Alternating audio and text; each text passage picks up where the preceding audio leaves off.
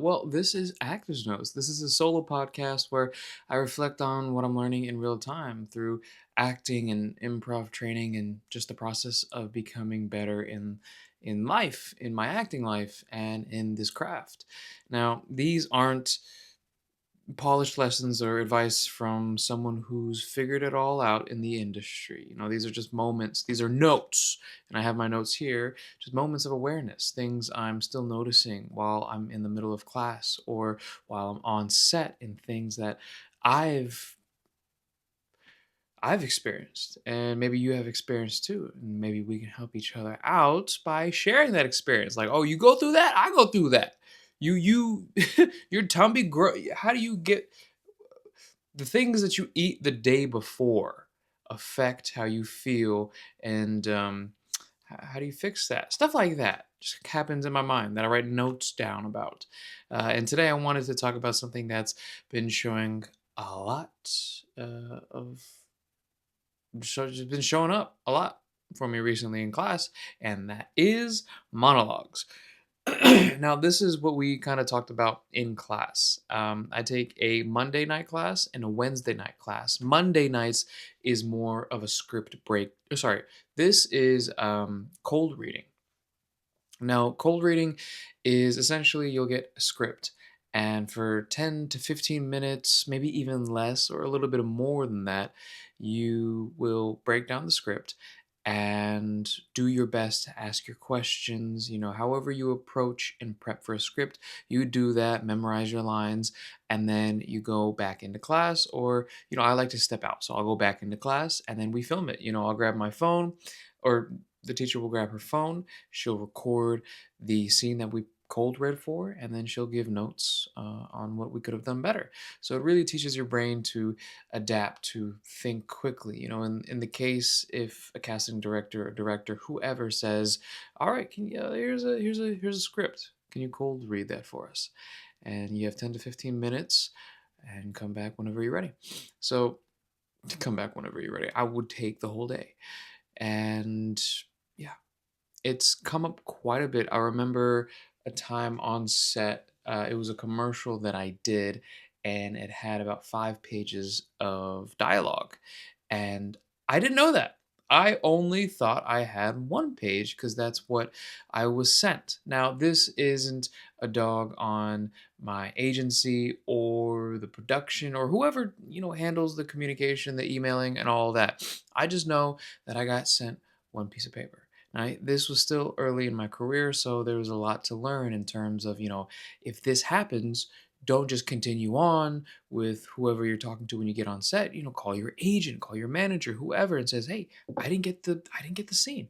They'll communicate back with whoever contacted them, and they said, "Hey, listen, I wasn't sent a page or a script more than just the one that I was sent. So please be patient with my client." Or they're in your corner, and all of us really just want to help each other out. But this was an instance I was in. I had 1 page of dialogue memorized, and I remember, I think it was the AD or maybe even the producer, assistant director, standing for AD. There's still so much terminology that I'm still trying to learn. But the producer came up to me and said, "Hey, you got all your mom lines memorized? You ready?" I'm like, "I'm ready. It's a simple page. Let's go." And he's like, "Yeah, but you got a few more lines than that." And he pulls out an entire, well, he had a stack of paper, but in which he pulled out, 4 pieces of pages out. He said, "Here, this is or he gave me everything." And I was like, "I didn't get this. I don't know what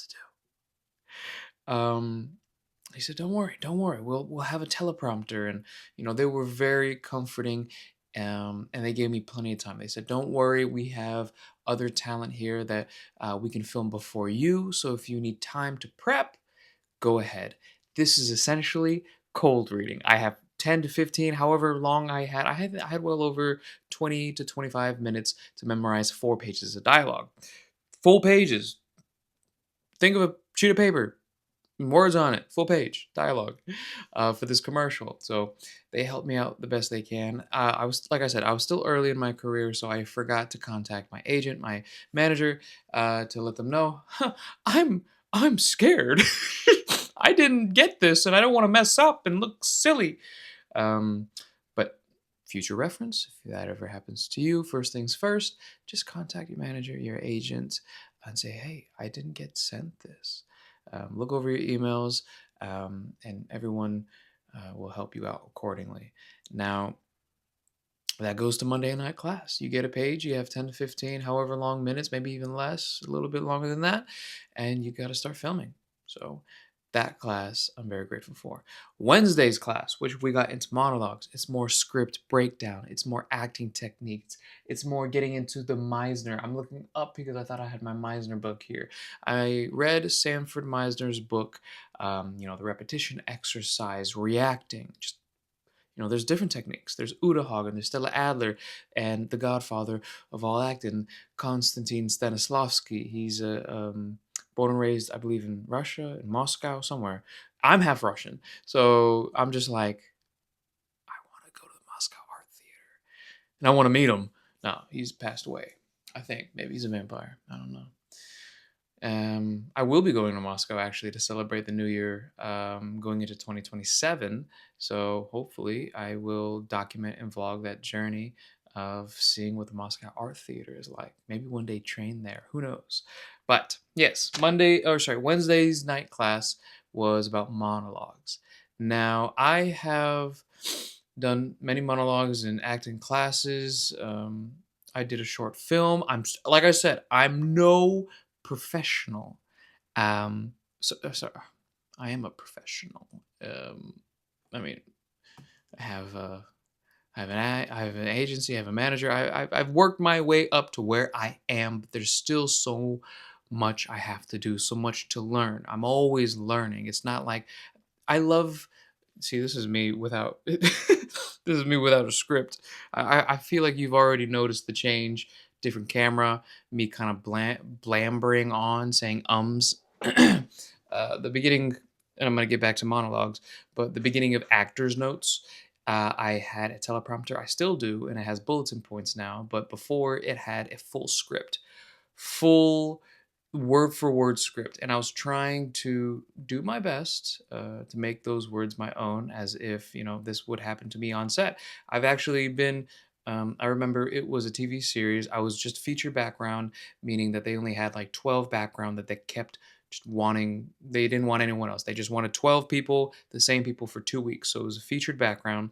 And I remembered when I was on set, they pulled out this giant teleprompter and had many different characters and actors when they came in to read off this teleprompter just because they were having a hard time with their scenes. So I was like, maybe this I might be in an instance where I have to read off a teleprompter and make those words my own. So that's exactly what I did for the first half of Actors Notes. This is the first episode where I'm kind of just blabbering, just riffing off. I think this is the sole purpose of Actors Notes, and yes, I'll get back to monologues, but this is the sole purpose of Actors Notes. I write down notes in class, whether it's improv class at the Second City in Chicago, which I will make a video about, or my classes here where I'm based in Kentucky, or experiences I've had on set in moments that I felt like, is anyone else feeling this way? Does anyone else have questions about why do we need monologues? What is a dramatic and comedic monologue? Where do I find monologues? What's the purpose of all this? That's what I thought. And maybe to someone out there on this journey of trying to be a working actor or figuring your craft out, maybe you have these questions too. And it's nice to know that someone else out there is going through the same thing because it just feels like we're connected in a way. And it feels like the world's not so big after all. I don't know why I just turned into a Disney quote, but that's the purpose of it. So I appreciate you watching this far into whether that's any long form. I'm gonna put this on my YouTube and on Spotify. So I appreciate you watching. If you can comment down below that you made it this far, type in monologue. That is the key word. If you comment the word monologue, I will know that you made it this far. And I have to say, I love you and thank you. Now, back to monologues. What did we talk about? Well, that's why this is called actor's notes.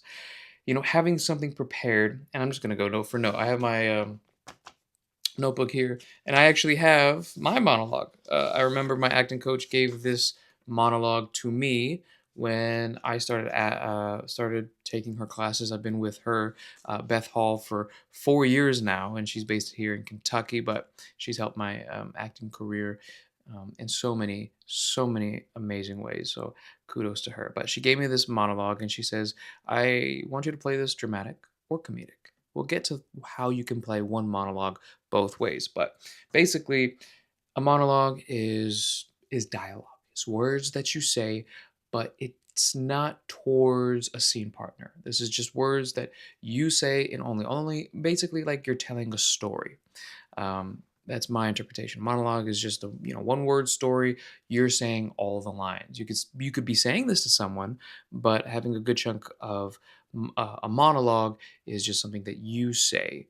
Um, yeah, either to yourself, to someone else, but no one else is speaking back to you. Now, why is it important to have a monologue prepared? What does it mean to have a prepared monologue? To me, this means having whatever monologue you choose, whether it's from a novel or a play or a movie or TV show, from an actor or actress that you're like, I like what he said. I'm going to take that and make it my own, or try to say it just like him. So when you have something prepared, this is amazing. You're just working on your craft, because in an instance where I'm always going to say casting director or director, whoever, producer, somebody might say to you, do you have anything prepared? And this is essentially saying, I want to see your ability as an actor to show, your range, whether you can be dramatic or comedic. And that's some of the sole purposes of monologues, being dramatic or comedic, but it's to show your range and your talent as an actor. Do you have anything prepared so I can get a taste of what you're like? That sounded too sexual as I said that, but you get the point. I think I can. This is my podcast. I can say dirty jokes. No cussing though. I don't. Only when I'm very passionate. Um, just out of a dirty joke. Anyways, going back to having something prepared, dramatic, comedic.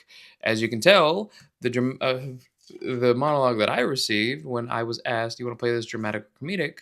I want to play this dramatic. Ooh, because this is a breakup scene, and I do have this somewhat memorized, and that's the biggest thing, having it memorized. Um, Choosing between dramatic or comedic is something that is truthfully how you say it. This goes back to how people say it's not what you say, it's how you say it. There's a lot of truth to that when it comes to breaking down a script. I have a whole stack of paper from 4 years. Let me show you real quick.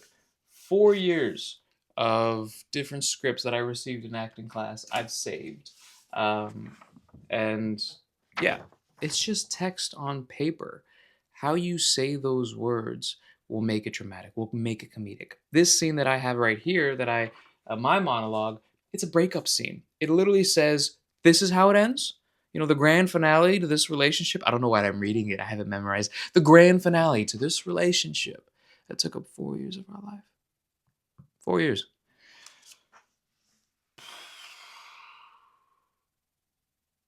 And then it just goes on and on. I was gonna say I could go on, but I don't remember. I don't have the lines super memorized.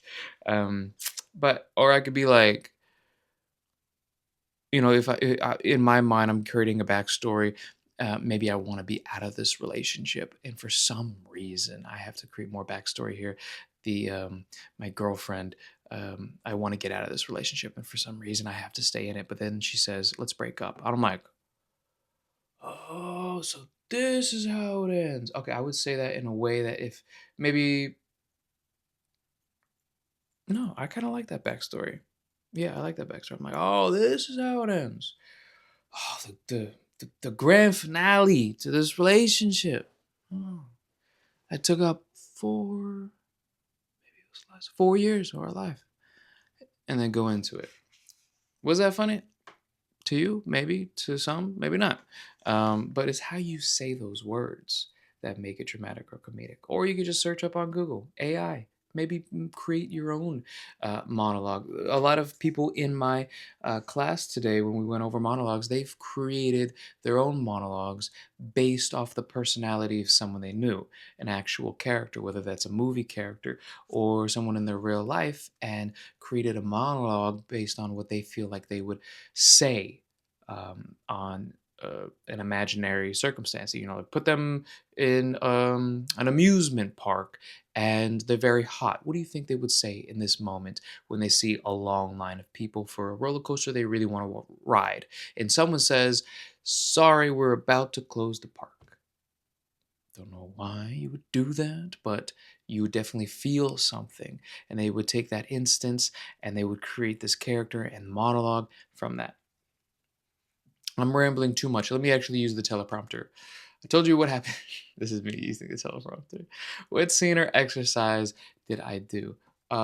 This was not really an exercise. This was more just getting familiar with your monologue, having it memorized, figuring out to have range, where to have that range of emotion, where to take beats. You know, is there certain, you know, when you get a script, there are commas and dashes and dot dot dots. The writer didn't put that in there for no reason. There's reason they put these commas and these moments to make it, you have to make it sound human, but there's a reason for it. You know, if you say, "Oh, you know this and that," that's the line. "Oh, you know this and that." But if there's a comma between "oh, you know," so "oh, you know this and that." See, there's a beat, there's a moment. I feel like I can feel someone thinking like, "Geo, does it really matter? It sounds like you're thinking too much into this." Good. I'm glad you thought that thought. If you haven't thought that thought, I'm gonna tell you now. All of this, acting, breaking down a script, monologues, dramatic, comedic, it's all thinking too much. You hear amazing actresses like Viola Davis. She says she has a whole journal and creates an entire backstory on a character, a life before the script she was given. And I'll go on the other side of the spectrum and talk about Morgan Freeman as an actor, but let's talk about Viola Davis right now. A whole backstory, meaning that when an actor or actress receives a script, they have a character, and that character, there's so much information in the script. You could have 115 pages, 300 less, whatever it is, depending on what project it is. If it's a TV and film or a movie, you have a character. And there's so much in that script you can break down, like, oh, this person is very egotistical. This person thinks very highly of themselves. This person's very shy, very reserved, kind of overthinks a lot based on what they say in a script. And you figure that out by reading it. But when an actor knows that a character is a human being. A human being was born and they were raised. They had a childhood that sometimes, depending on the project, like I said, and depending on the script, isn't in the script. So you have to create a childhood. Why do you have to create a childhood? Why do you have to? Why does it matter where you were raised? Think about it. I was born and raised here in Kentucky. That makes my habits of saying yes, ma'am, yes, sir, a little bit more adamant. That Viola Davis could put into her character, like, oh, this guy was born and raised in the country. He wouldn't say it like this, or stay true to the text. But he would have a certain demeanor about him. Or you were born and raised in Hawaii. Maybe you're more chill. Sorry. I've been I like Hawaii. I've traveled to all the islands and it's beautiful. Um, but yeah, having a childhood, that's how you were raised. That's why you do the things that you do. That's why the way. That's why the way. That's why the character is the way they are. And maybe they went through a traumatic experience. Maybe they just really love ice cream. And every time they see ice cream, even if it's listed, it's said in the script, and nowhere does the character actually say anything about ice cream. But when ice cream is put in front of you in the scene, maybe that character has some kind of relationship to that. That specificity that creates groundedness. You have some substance. Now, like I said, Morgan Freeman And this is really tying into monologues in terms of what we kind of talked about today. So I'm not trying to stray away too long. I'm still new to this whole podcast thingy. But Morgan Freeman on the other spectrum says, I don't really have, or maybe in this moment in his life as an actor, when I just saw a simple interview with him, he said that I don't really need to create this backstory. All I need is in the script. The hard work was done for you. The character was already made. They have these lines. You can break this character down very, very detailed, and you don't have to go into childhood, and you don't have to create something that didn't need to be created. And I like that approach a lot because I'm not one to give a backstory yet. I haven't really dived into a character that much.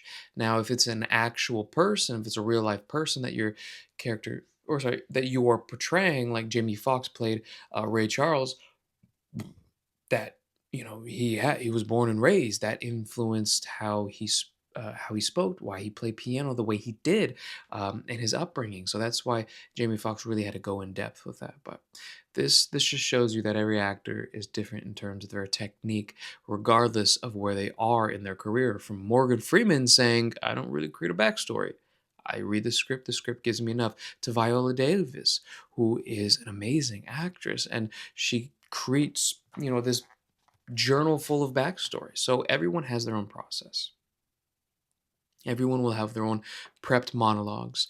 And I'm going to give you, what is it? What does my teleprompter say?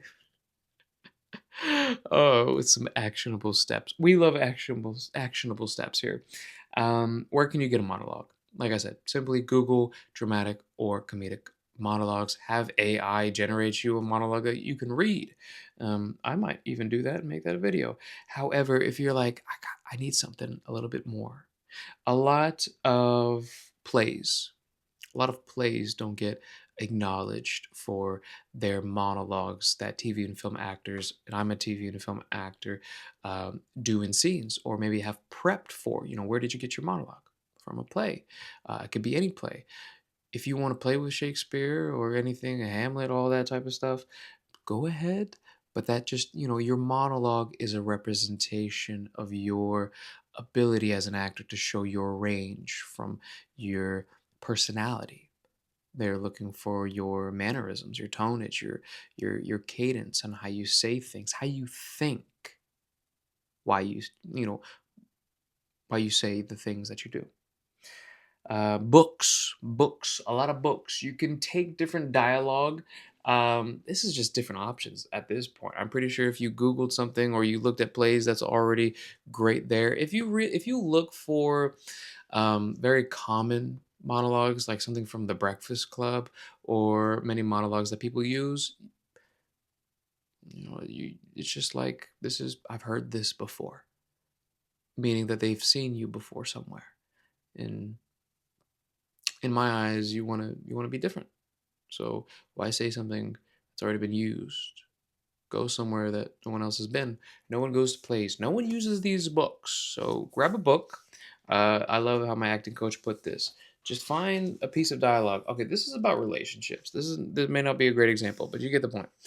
Get a line of dialogue. You're like, ooh, this could be a great monologue, but it's too short. Well, just go to another portion of the book that you're reading and pick out another portion. You're like, ooh, that's good too. And then bundle it up together. Bada bing, bada boom. You have a monologue only unique to you from the books that you know and you're familiar with that no one else has done before. It's a great monologue right there. Other options are, ooh, oh my God. How did I get this? How did I get this far in the video and not even talk about this? Make sure your monologue is under 1 minute. I don't know if you've practiced a monologue and how long your monologues have gone for. I think mine have gone maybe 3 minutes when I was performing it, and she let me go on for as long as I needed to get my lines out in the way that I wanted to do it. But she was like, "This has to be." When I mean she, I mean my acting coach, and under a minute just keeps it simple, not too long, not too short, enough to be dramatic, enough to be comedic, and really, make it make it under a minute, because if you do film this and you do have this on your resume, whether that's Actors Access, Casting Networks, whatever profile, to where you can upload footage of you performing as an actor, make sure it's under a minute. Casting directors, whoever they are, when they look through thousands of different monologues and self tapes and personality slates and so much more. So keep it easy on them.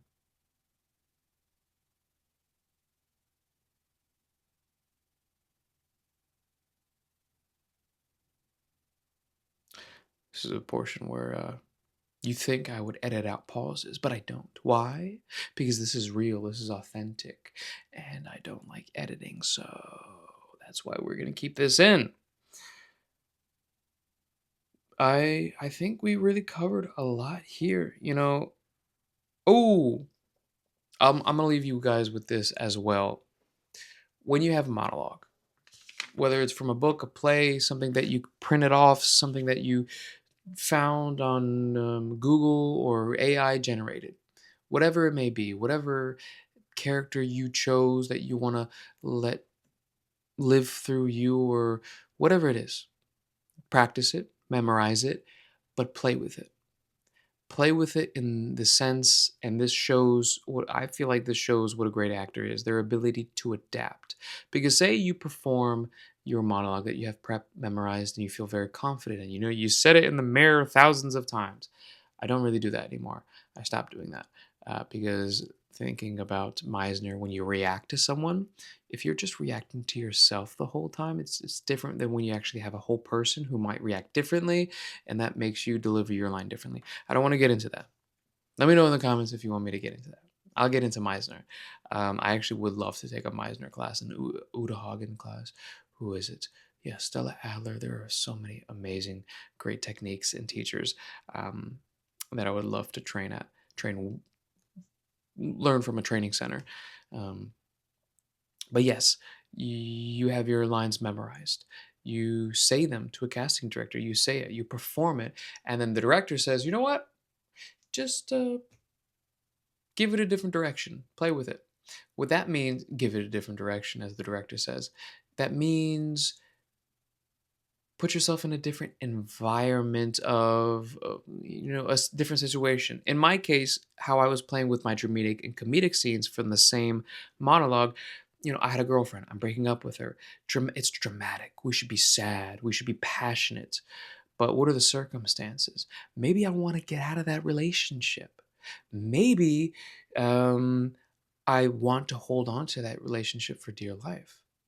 Already, those two instances, when I say my lines, you could already tell by my demeanor from those instances that I would play this whole monologue differently. If I want to keep this relationship, there's more urgency, you know. But if I don't want to be in here, I'm like, oh shit, this is how it is. All right, all right. Oh, and I look at her, I'm like, oh, I gotta pretend I care. Oh man, the grand finale to this relationship. Whatever direction you go in, you're playing with it. And when a director says change it, or maybe he gives you a specific direction, he says, maybe actually don't think of this as breaking up with your girlfriend. Think of this as losing your job, a job that you've been 10 years at. And honestly, you're put up with it, but you're talking to your boss. So give it more of a professional vibe. They might say it just like that. And your ability to adapt as an actor, as an actress, and to perform your monologue with that direction really shows um, how well you can not just think on the spot, but it shows you can adapt. If they ask you, if you say you book something, it's a movie, it's a TV show, they're constantly changing things. Things are always moving. Lines get switched up. Um, Text message, as you can tell. So yeah, play with it. Definitely play with it. Give yourself a different circumstance. Why do you say a certain line this way? All right, give that a different scenario. Like in here, I say, look at me. No, look at me. Why would I say that to a girl I'm breaking up with? What if I don't want to be with her? I'm going back to those two instances. If I don't want to be with her, I'm like, no, look at me. No, look at me. But if I, well, I forgot my instance already. It's late at night. I'm tired. Um, if I do want to be with her, I'm like, no, look at me. No, just look at me. I'm a more softer. So play with it. Play with it. And I'll leave you with this. I know I was all over the place. This episode is really just me to experiment to try something different. I really did hope. I really do hope that this might resonate with someone who's understanding monologues or acting classes or questions they might have asked themselves that I'm still going through. Leave in the comments down below if you've experienced what I've experienced or if you have a different thought or opinion. I want to hear that. I know a lot of creators, they're like, I don't want to hear, or I don't look forward to hearing the bad comments, the good comments, all of it. I want to hear your opinions because every actor's journey is different. Every actor has their own notes, and sometimes our notes are the same. Ooh, that was kind of cute. And in case no one has told you today, I love you. You matter. You have value. And let me say something I haven't said before. If you don't have a monologue prepped, this is your sign to start looking for a monologue. Dramatic and comedic, dramatic or comedic, I don't care. Just work on something, having it prepped, having it memorized. Trust me, that is going to help you in the long run. All right. I'll see you in the next one, and I love you.